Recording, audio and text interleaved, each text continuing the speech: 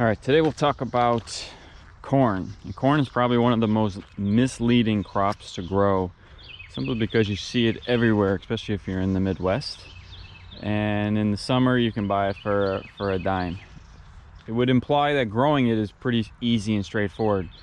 And I would agree to that. As you can see, it's growing quite nicely, but the difficulty with corn is the pollination part, to actually get a full kernel cob associated with the growing. I know I fell into that trap. I thought this was fairly straightforward and you'll be able to grow nice corn on the cob, but in reality I was getting half cob, half with no kernels on it, and that has to do with inefficient pollination of the corn as it's growing.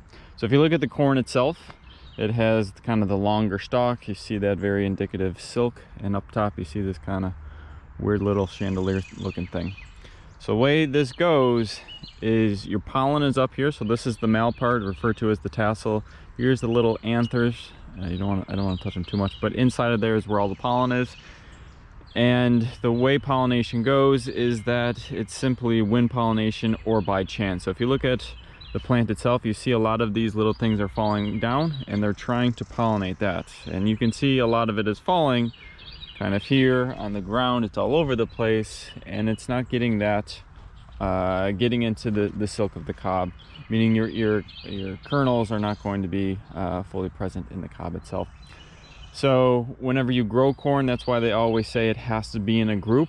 If I were to have these all as one line, well, you'd only have the ability to pollinate left and right instead of kind of a 360 the way it is. This isn't a full group, but it's good enough for me, and I knew I was going to do hand pollinating anyway. So that's certainly the number one thing you need to remember, is these are group pollinators. And whenever you grow corn, you want to grow a good amount of them to increase the chances of pollination.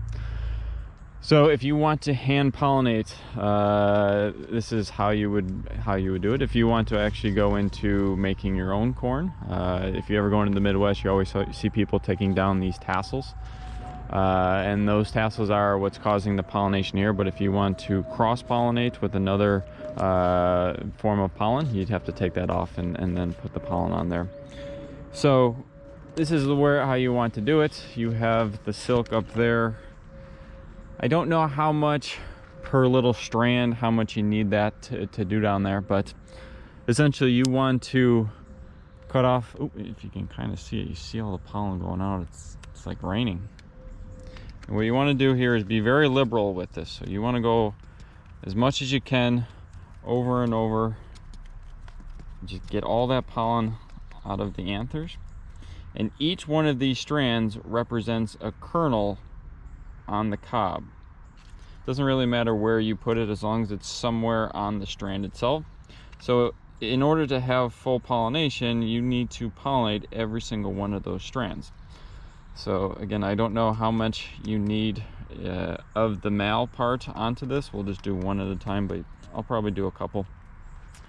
Corn does not produce heavily. It does produce enough, but I would say 2 to 3 ears of corn are pretty much present on each stalk, so you have to take that into account whenever you're pulling these down like this, because you don't want to take all of it down here, because there'll be other ones to use in a week or so. So that's pretty much all you go through, and then you pretty much hope for the best. One of the things you want to be mindful of is bugs get into there, and then bugs get into the corn on the cob, which is a big problem, because it's an easy space for them to get into, easy space for them to hide, and they can really take down your ears of corn quite quickly. And when you go into the grocery store, when these things are done, and you hope everything is good, when you go into the grocery store, that's where you see people pulling back to see how well it's essentially been pollinated.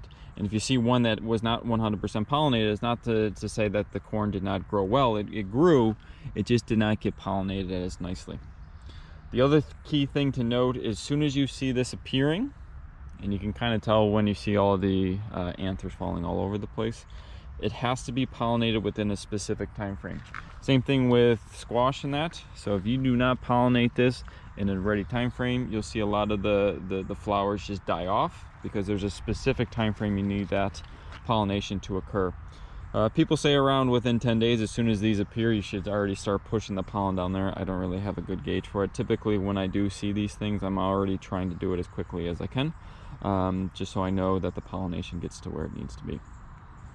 Once you have that all done, then it's just kind of waiting a couple more weeks for the ear of corn to finish out, and hopefully it did its full pollination, then you're good to go. So keep them in groups, hand pollinate by taking the male down to the female, rubbing them all over each of the strands should get you a full ear of corn, and then you're done.